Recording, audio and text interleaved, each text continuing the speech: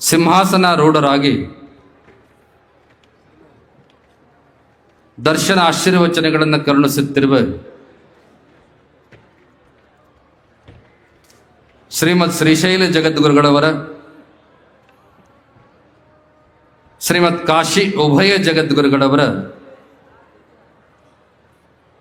ಪವಿತ್ರ ಅಡಿದಾವರೆಗಳಲ್ಲಿ ಅನಂತ ಶತಕೋಟಿ ನಮಸ್ಕಾರಗಳನ್ನು ಸಮರ್ಪಣೆ ಮಾಡುತ್ತಾ,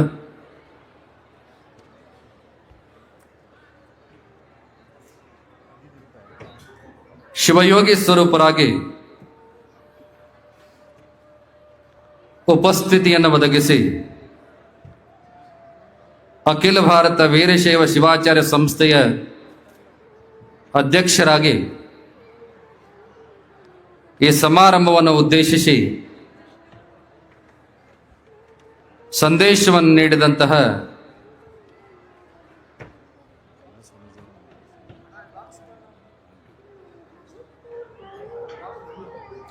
ಸಿಂದಗಿ ಸಾರಂಗ ಮಠದ, ಗಚ್ಚಿನ ಮಠದ ಡಾಕ್ಟರ್ ಪ್ರಭುಸಾರಂಗ ದೇವ ಶಿವಾಚಾರ್ಯ ಸ್ವಾಮೀಜಿಯವರನ್ನು ಮೊದಲುಗೊಂಡು ಆತ್ಮೀಯ ಪ್ರೀತಿಯ ಎಲ್ಲ ಮಠಗಳ ಶ್ರೀಗಳವರ,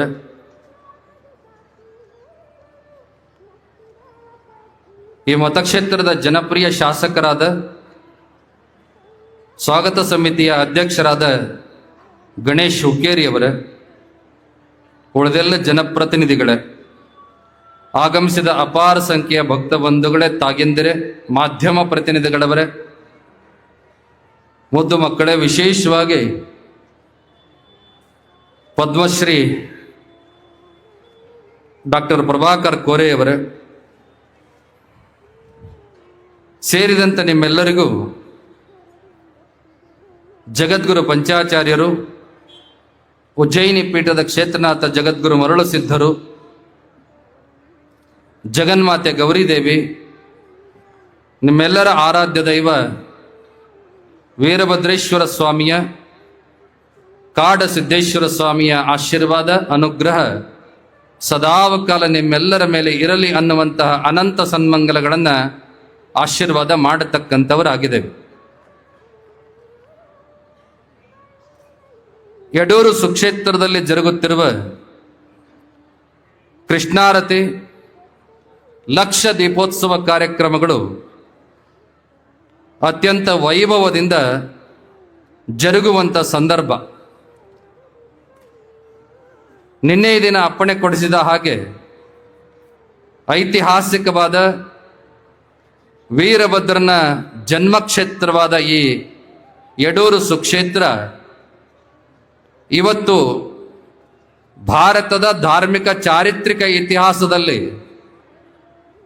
ಅಚ್ಚಳಿಯದೆ ಉಳಿಯುವಂಥ, ಭೂಪಟದಲ್ಲಿ ಯಾವತ್ತೂ ರಾರಾಜಿಸುವಂತಹ ಕಾರ್ಯಕ್ರಮಗಳಿಗೆ ಸಾಕ್ಷಿಯಾಗಿದೆ ಅನ್ನುವಂಥ ಮಾತನ್ನು ಹೇಳಿದರೆ ಅದು ಅತಿಶಯೋಕ್ತಿ ಆಗಲಾರದು.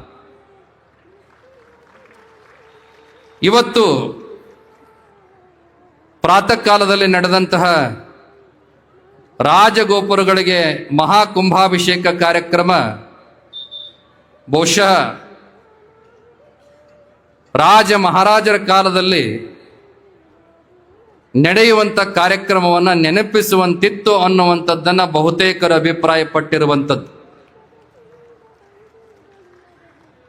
ಅನೇಕ ನದಿಗಳ ನೀರನ್ನು, ಸಮುದ್ರಗಳ ನೀರನ್ನು, ಗಂಗಾ ಯಮುನಾ ನದಿಗಳ ಸಂಗಮದ ನೀರನ್ನು, ಅಗ್ರೋದಕವನ್ನು ಸಾವಿರ ಸಾವಿರ ಮುತ್ತೈದೆಯರು, ಮಹಿಳೆಯರು, ತಾಯಂದಿರು ತಂದು ಆ ಪಂಚಕಲಶಗಳಿಗೆ, ರಾಜಗೋಪುರಗಳಿಗೆ ಎರೆಯುವಂತಹ ಮಹಾಕುಂಭಾಭಿಷೇಕ ನೋಡಿದಂತಹ ನೀವೆಲ್ಲರೂ ಕೂಡ ಧನ್ಯರು ಅನ್ನುವಂತಹ ಮಾತು.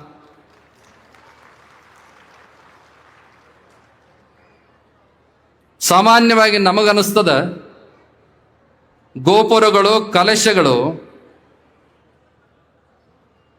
ಕೈಲಾಸದಲ್ಲಿರುವ, ದೇವಲೋಕದಲ್ಲಿರುವ ದೇವತೆಗಳನ್ನ, ಅವರ ಆಶೀರ್ವಾದದ ಶ್ರೀರಕ್ಷೆಯನ್ನ ಭೂಲೋಕದಲ್ಲಿರುವ ಭಕ್ತರಿಗೆ ತಲುಪಿಸುವಂಥ ಮಾಧ್ಯಮವಾಗಿ, ಮಧ್ಯವರ್ತಿಯಾಗಿ ಕೆಲಸ ಮಾಡ್ತವೆ. ಹೇಗೆ ಮೊಬೈಲುಗಳಿಗೆ ಸಿಗ್ನಲ್ ಬರಬೇಕಾದ್ರೆ ನೆಟ್ವರ್ಕು ಟವರ್ ಹೇಗೆ ಅವಶ್ಯಕತೆ ಇದೆಯೋ, ಮೊಬೈಲ್ ಟವರ್ ಇದ್ದಾಗ ನಿಮ್ಮ ಮೊಬೈಲ್ಗಳಿಗೆ ಸಿಗ್ನಲ್ ಹೇಗೆ ಬರ್ತದೆಯೋ, ಹಾಗೆ ಆ ರಾಜಗೋಪುರಗಳು, ಗೋಪುರದ ಮೇಲಿರುವಂಥ ಕಲಶಗಳು, ಕೈಲಾಸದಲ್ಲಿರುವ ದೇವಲೋಕದಲ್ಲಿರುವ ಭಗವಂತನ ಆಶೀರ್ವಾದದ ಶಕ್ತಿಯ ಸಂಕೇತಗಳನ್ನು ಸ್ವೀಕಾರ ಮಾಡಿ ಭಕ್ತರಿಗೆ ಅನುಗ್ರಹ ಮಾಡತಕ್ಕಂಥ ಒಂದು ಅದ್ಭುತವಾದ ಭಗವಂತನಿಗೂ ಭಕ್ತನಿಗೂ ಮಧ್ಯ ಸೇತುವೆಯಾಗಿ ಕೆಲಸ ಮಾಡತಕ್ಕಂಥದ್ದು. ಇವತ್ತು ಶ್ರೀಶೈಲ ಜಗದ್ಗುರುಗಳವರು ರಾಜಗೋಪುರಗಳನ್ನು ನಿರ್ಮಾಣ ಮಾಡಿ ಒಂದು ದಿಕ್ಕಲ್ಲ 4 ದಿಕ್ಕುಗಳಿಂದಲೂ ಕೂಡ ದೇವಲೋಕದ ಸಂಪೂರ್ಣವಾಗಿರ್ತಕ್ಕಂಥ ಸಿಗ್ನಲ್ ಸಿಗುವಂತ ವ್ಯವಸ್ಥೆಯನ್ನ ಯಡೂರಿನ ವೀರಭದ್ರ ಕ್ಷೇತ್ರಕ್ಕೆ ಮಾಡಿದಾರಲ್ಲ. ನೀವು ಯಾವುದೇ ಮಾರ್ಗದಿಂದ ಬಂದು ಭಗವಂತನ ಬೇಡಿಕೊಂಡ್ರೂ ಕೂಡ ಮುಕ್ತಿಯ ಮಾರ್ಗ, ಮೋಕ್ಷದ ಮಾರ್ಗ, ಸ್ವಾಮಿಯ ಆಶೀರ್ವಾದದ ಶಕ್ತಿ ನಿಮಗೆ ಪ್ರಾಪ್ತ ಆಗ್ತದ ಅನ್ನುವಂಥದ್ದನ್ನ ಈ ಸಂದರ್ಭದಲ್ಲಿ ಹೇಳೋದಕ್ಕೆ ಬಯಸ್ತೇವೆ. ಅಂತ ಮಹಾಕುಂಭಾಭಿಷೇಕ ದಾಖಲೆಯಾಗಿ ನಡೆದು ಬಂದಿದೆ. ಸಂಧ್ಯಾಕಾಲದ ಗೋಧೂಳಿ ಲಗ್ನದಲ್ಲಿ ಕೃಷ್ಣಾರತಿ ಕಾರ್ಯಕ್ರಮ ನಡೆಯುವಂಥದ್ದು.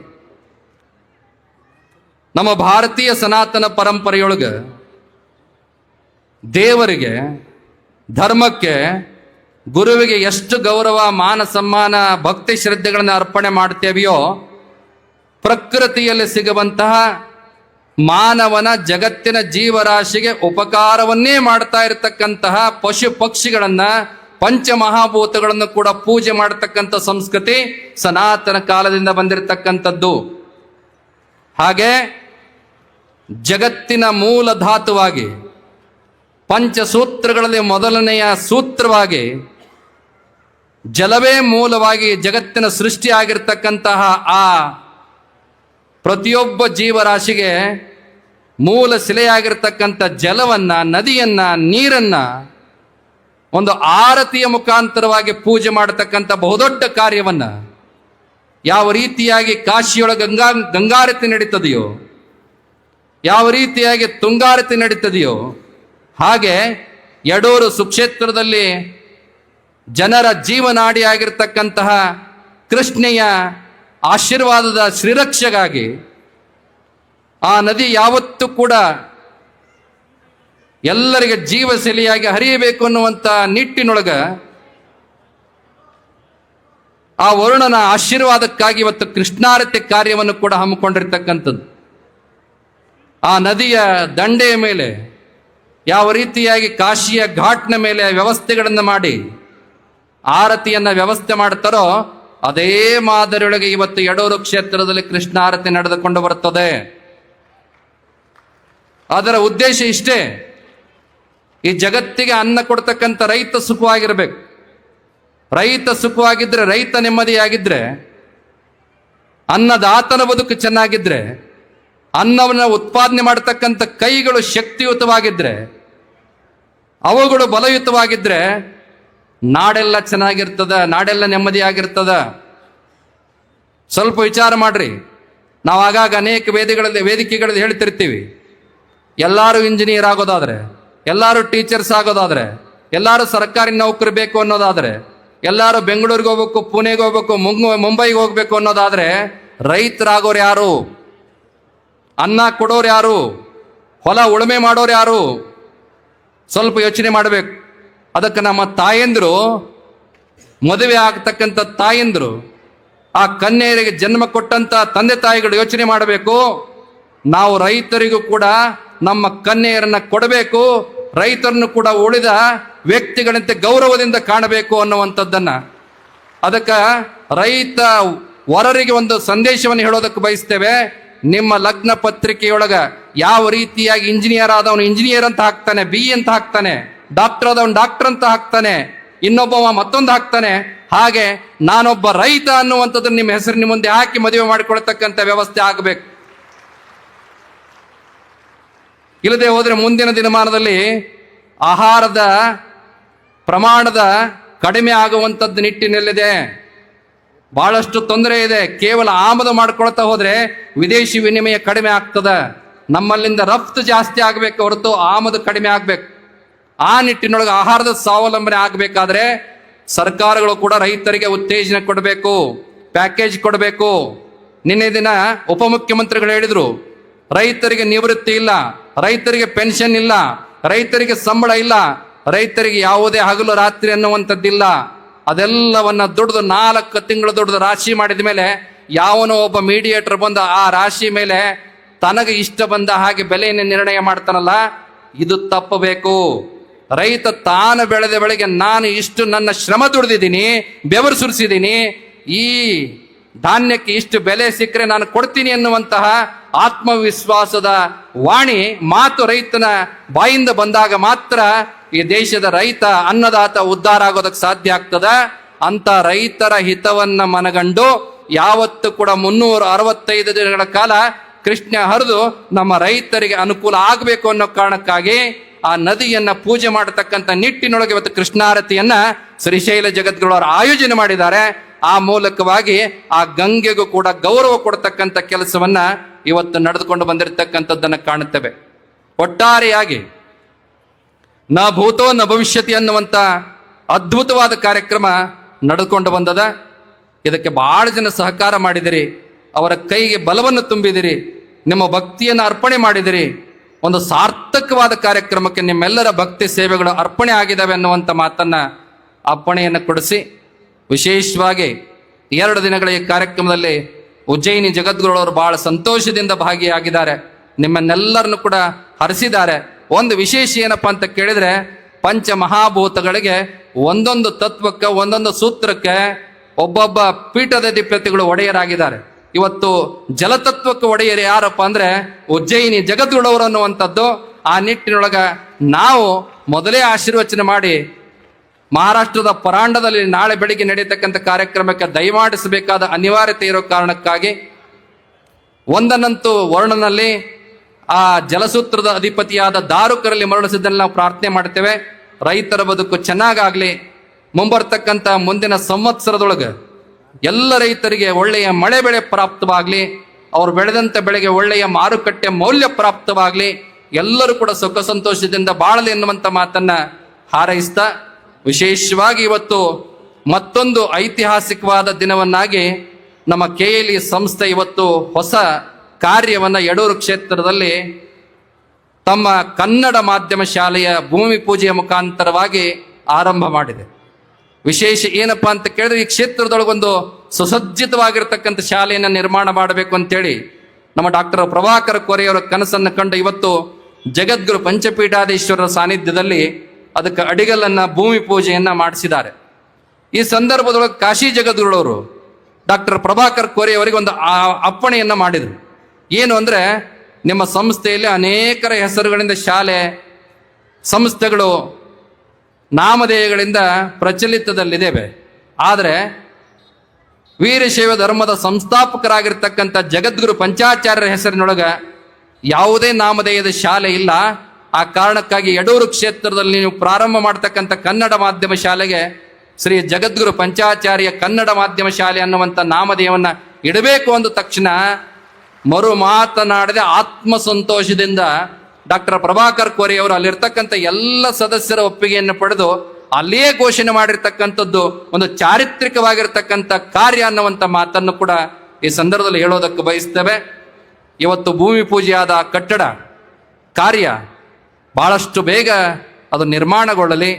ವಾಸ್ತು ವಿನ್ಯಾಸ ಪೂರ್ಣ ಆದ ಮೇಲೆ ಜಗದ್ಗುರು ಪಂಚಾಚಾರ್ಯರಿಂದಲೇ ಅದು ಮತ್ತೆ ಉದ್ಘಾಟನೆಗೊಳ್ಳುವಂತಹ ದಿನ ಆದಷ್ಟು ಬೇಗ ಬರಲಿ ಅನ್ನುವಂಥ ಮಾತನ್ನ ಈ ಸಂದರ್ಭದಲ್ಲಿ ತಿಳಿಯಪಡಿಸಿ, ನಮ್ಮ ಪ್ರಕಾಶ್ ಹುಕ್ಕೇರಿಯವರು ಕೂಡ ಬಂದಿದ್ದಾರೆ. 79ರ ಯುವಕ, ಚಿರ ಯೌವನಿಗ, ಅವರು ಶತಮಾನದ ಸಂಭ್ರಮವನ್ನು ಕಾಣುವಂತಾಗ್ಲಿ ಅನ್ನುವಂಥದ್ದು. ಇದರ ಜೊತೆಗೆ ಒಂದು ಮಾತನ್ನು ಇಲ್ಲಿ ಘೋಷಣೆ ಮಾಡೋದಕ್ಕೆ ಬಯಸ್ತೇವೆ.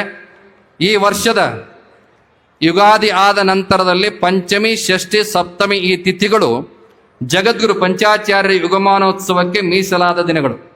ಹಾಗಾಗಿ ಈ ವರ್ಷದ ಜಗದ್ಗುರು ಪಂಚಾಚಾರ್ಯ ಯುಗಮಾನೋತ್ಸವ ಎಲ್ಲಿ ನಡೀತದಂದ್ರೆ ದಾವಣಗೆರೆ ಮಹಾನಗರದಲ್ಲಿ ಆ 3 ದಿನಗಳ ಕಾರ್ಯಕ್ರಮ ನಡೀತದ. ಜಗದ್ಗುರು ಪಂಚಪೀಠಾಧೀಶ್ವರ ಸಾನ್ನಿಧ್ಯದಲ್ಲಿ ಎಲ್ಲ ಸ್ವಾಮೀಜಿಯವರು, ಅಖಿಲ ಭಾರತ ವೀರಶೈವ ಶಿವಾಚಾರ್ಯ ಸಂಸ್ಥೆಯ ಅಧ್ಯಕ್ಷರಾದಿಯಾಗಿ ಎಲ್ಲ ಶಿವಾಚಾರ್ಯರು ಕೂಡ ಆ ಕಾರ್ಯಕ್ರಮದಲ್ಲಿ ಭಾಗವಹಿಸಬೇಕು.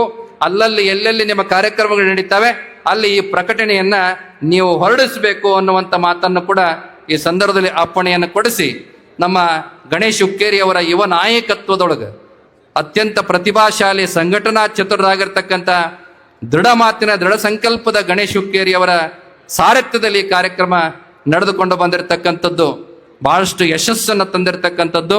ಅವರಿಗೆ ಮತ್ತಷ್ಟು ಬಲವನ್ನ ಈ ಮಠ ಜಗದ್ಗುರು ಪಂಚಾಚಾರ್ಯರು ಶ್ರೀಶೈಲ ಜಗದ್ಗುರು ಅವರು ತುಂಬಲಿ ಅನ್ನುವಂಥ ಮಾತನ್ನ ಈ ಸಂದರ್ಭದಲ್ಲಿ ಆಶೀರ್ವಾದ ಮಾಡ್ತಾ, ನಮ್ಮ ಪ್ರಶಾಂತ್ ರಿಪ್ಪನ್ಪೇಟೆಯವರು ಬಹಳ ಸುಂದರವಾಗಿ ಯಡೂರು ಕಾಡಸಿದ್ದೇಶ್ವರರ ಬಗ್ಗೆ, ವೀರಭದ್ರ ದೇವರ ಬಗ್ಗೆ 1 ಗಂಟೆಯ AI ಮೂವಿಯನ್ನ, ಚಲನಚಿತ್ರವನ್ನ ನಿರ್ಮಾಣ ಮಾಡಿಕೊಂಡು ಬಂದಿದ್ದಾರೆ. ಅದರ ಉದ್ಘಾಟನೆಯೂ ಕೂಡ ಇವತ್ತು ನಡ್ಕೊಂಡು ಬಂದದ. ಒಂದು ಥೀಮ್ ಪಾರ್ಕ್ ಬಹಳ ಅದ್ಭುತವಾಗಿ ಬಂದದ.